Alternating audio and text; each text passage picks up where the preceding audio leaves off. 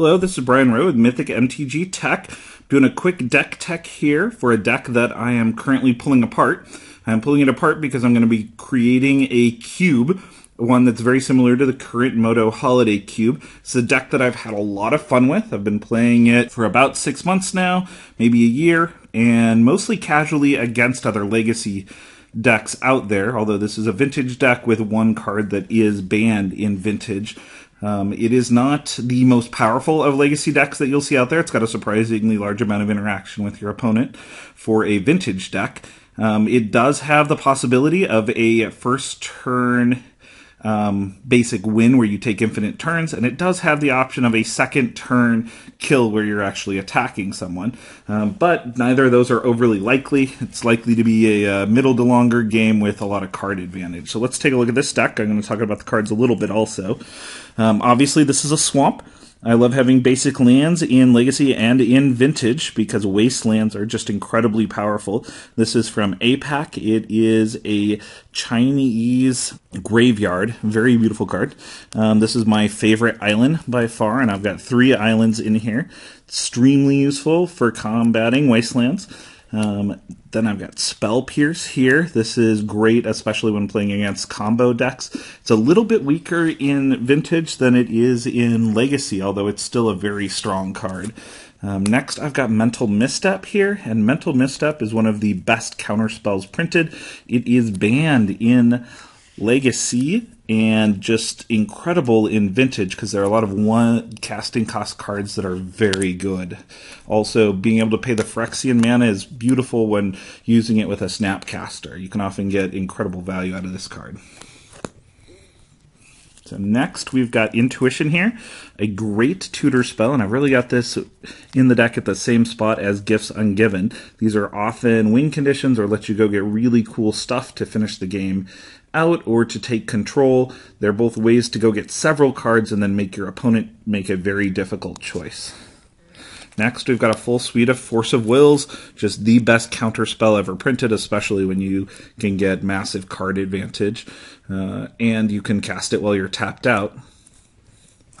Arguably the second, or clearly the second best counter spell, and some people even say that it's better than Force of Will, is Mana Drain. It counters a card, and then after that card is countered during your next main phase, you get mana, colorless mana equal to its converted casting cost. I've used this to counter my own spells to increase the amount of mana that I'll have in future turns. This used to be a bit of a downside in that if you didn't have something to use the mana on, you would take mana burn, but the card has gotten stronger since the 10th edition rules got rid of mana burn.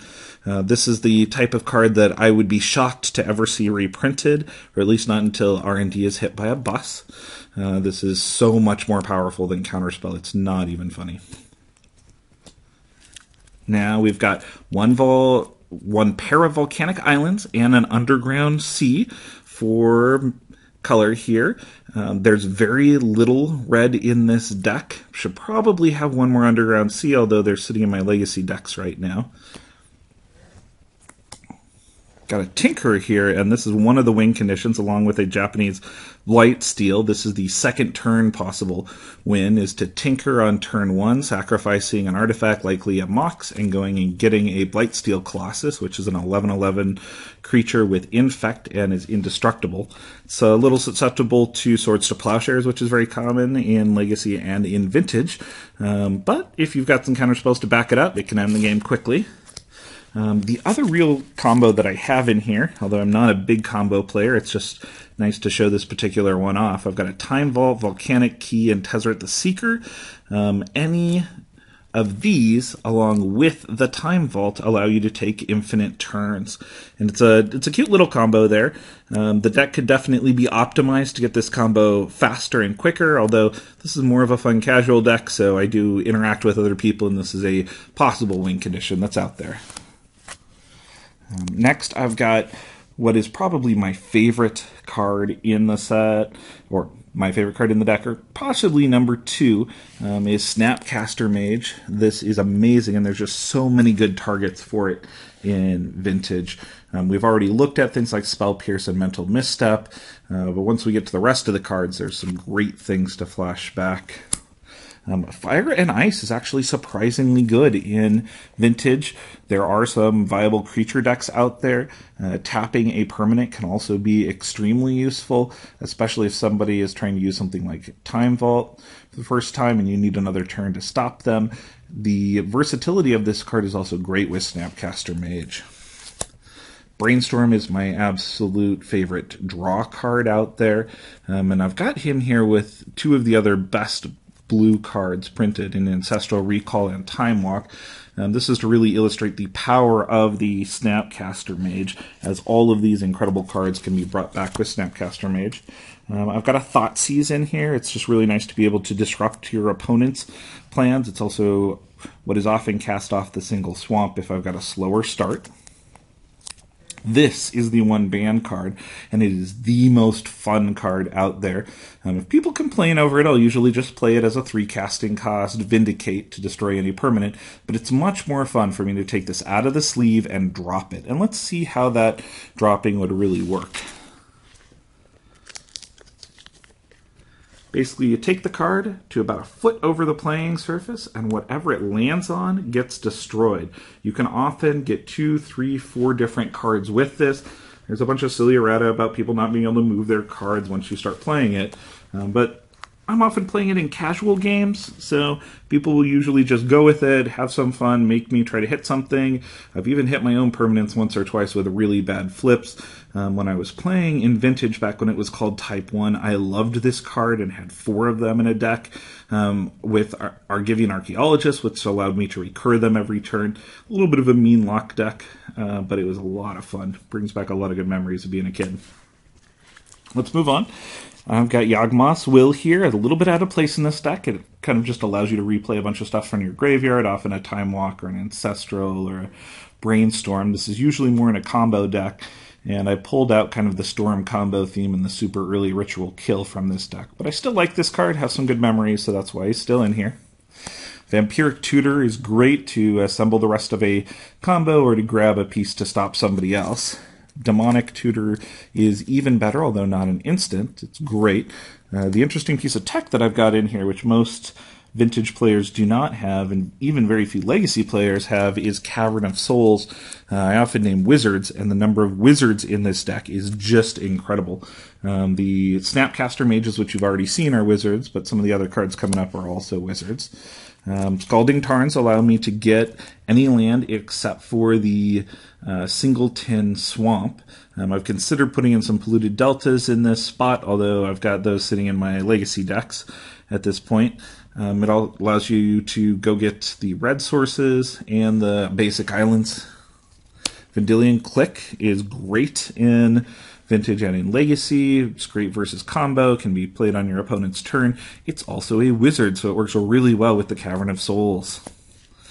Sensei's Divining Top I love, mostly because of these next 4 cards, which are massive card advantage. Dark Confidant, another wizards, which is why I usually refer to this deck as something to the effect of wizards for the win. I often just get out a few wizards, beat you down, and control the rest of the game.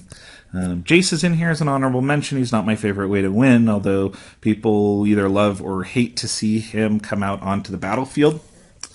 Library of Alexandria is here when Vintage was slower and the first player got to draw. This was an incredible card. Now that only player 2 gets to draw, the card's a little bit weaker. If I was going super competitive, I may even cut this card because of the amount of times that it's dead, but I have so many good memories with playing this card, including playing this card as a multiple of before it was restricted with Ivory Towers, that I'm not likely to cut it unless I go to an extremely competitive tournament.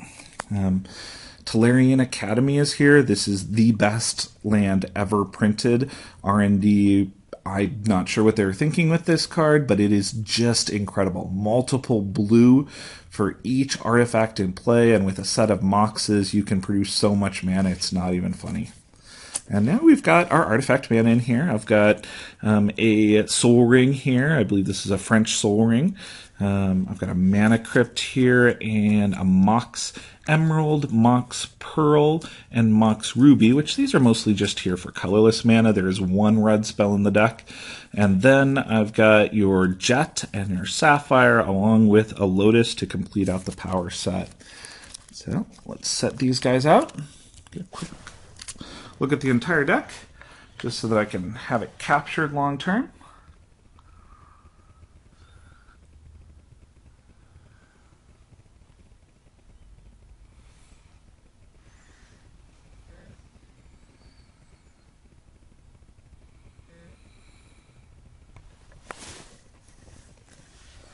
Pull out the Black Lotus also. Thanks. This has been Brian Rowe with Mythic MTGTech. Once I've got my cube completely assembled, I'll do a video on my cube. Thanks for watching.